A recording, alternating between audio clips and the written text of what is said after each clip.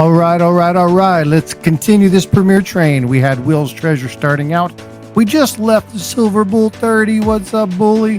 Now you're here with me, Frostbyte. After we're done here, we're going to continue this premiere train. We're going to head on through Mad Stackers, the man with the plan. From there, we're going to slide on over to GSF, hang out with Gold Sniping Farmer, visit a little bit of Pistol Packing Pilot. From there, we're going to jaunt on over and say how do you do to our brother Ringmaster Ray. And then what would it be without wrapping up the premiere train with the one, the only, the fabulous. It's going crew.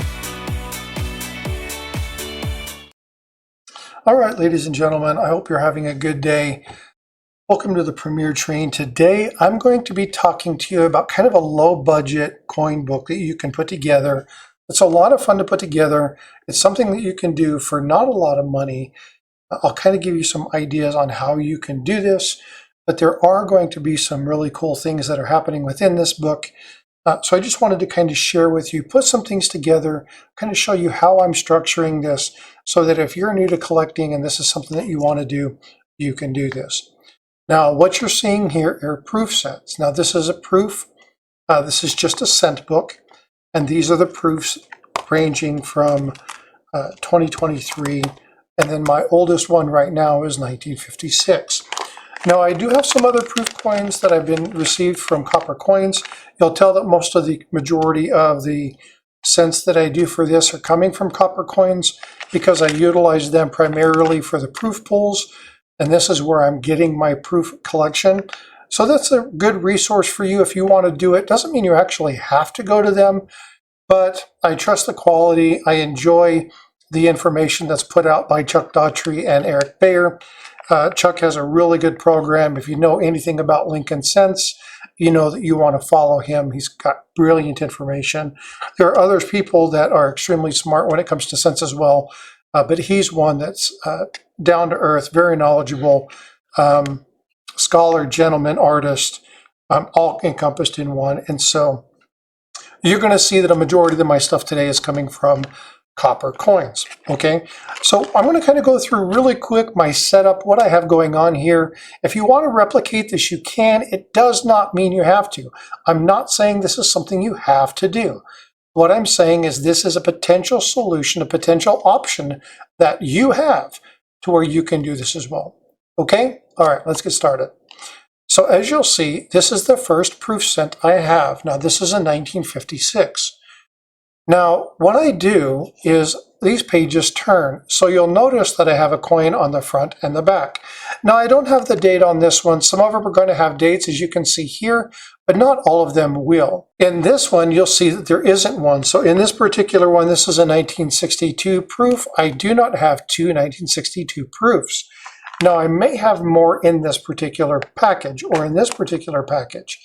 If I do, I'll flip it over and then I'll slide that on this side. So what happens is you have two coins, two proof coins from each year. So whenever you're looking at through these, you'll be able to see that proof coin. If you want, you can actually take this, put the reverse here, so that as you're going through, you can see the reverse on each side. Or you could take it out of the flip. If you're utilizing the copper one, you could take this out. But I don't necessarily want to do that. I want to be able to see the year. I want to be able to see the pull. I want to know that it's a proof. I want to remember where I got them from. If I write something on it, whether I did it myself.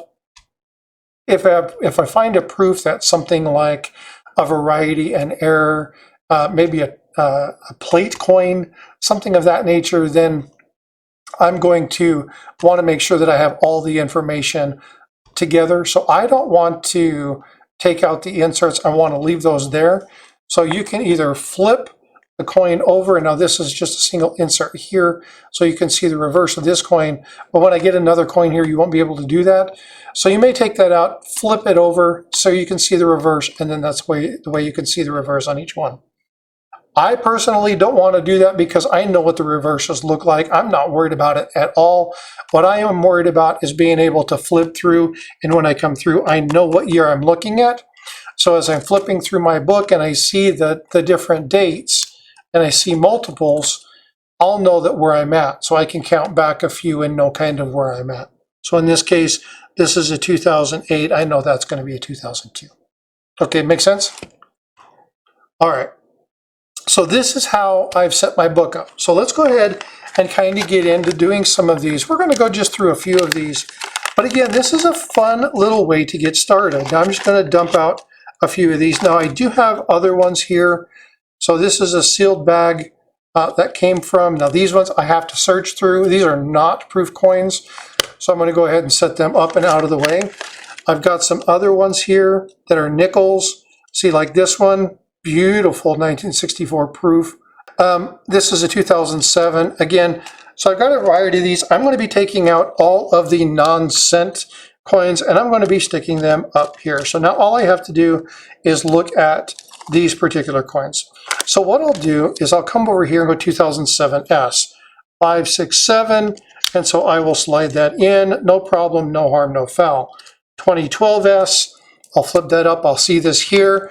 Now, if you'll see that I have 2012S on both sides, so I don't need this coin. So as you'll see here, what I'll do is I'll open that up and then I'll set that right here.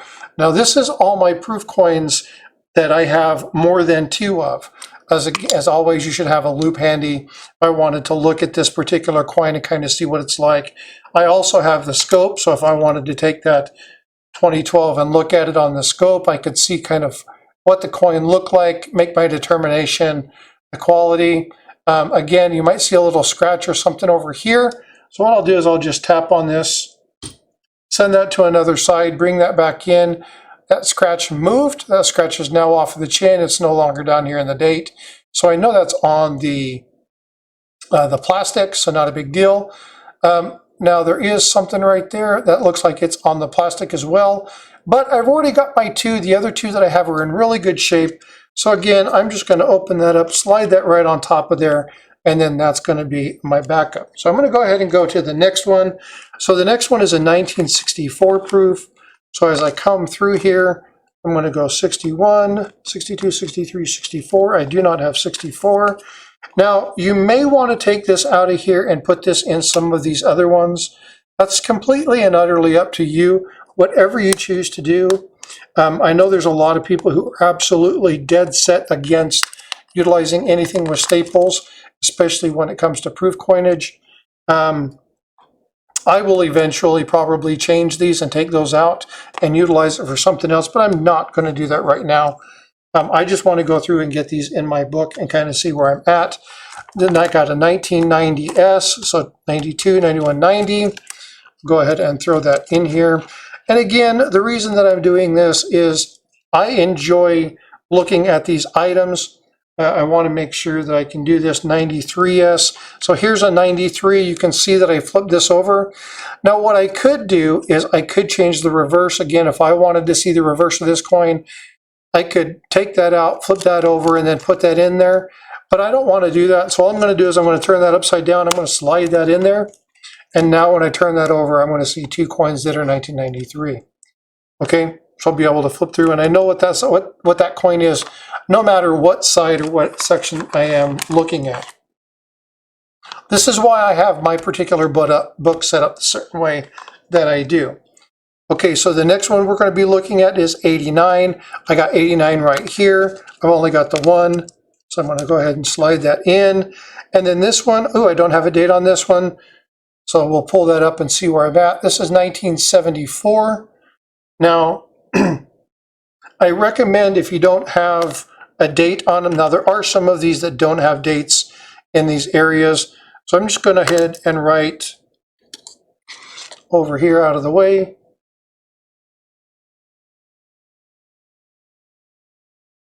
Proof 1974S. I'm going to let it sit there for a minute. Now, it did look like at one time there was something in some red lettering that's there. It's a gorgeous coin. You can see that nice, beautiful red tone. Just a beautiful, beautiful scent. I know you can't really see the coloration. You can kind of see it when I get over here. It's just gorgeous red. My white balance is off. You can see my white balance is off because it looks kind of blue. So when I get that light just right, you get that good solid reflection of the light that I'm using. It's just absolutely stellar coin. So we'll go ahead and put that in there. I always rub it a little bit just to make sure that it doesn't smear because I don't want that stuff on here. It should be good. So again, we're at 74, 70, 71, 72, 73, 74. I guess I could have looked at the fact that that one was 75. But again, we'll slide that in. And I always pull it up and then hold it so that it doesn't grab. But again, I'll probably change these out at a later date. I'm not going to mess with it right now simply because it's not something that I need to do. But again, okay, so here's a good example. Okay, he's added more information. So this is a 1962 proof.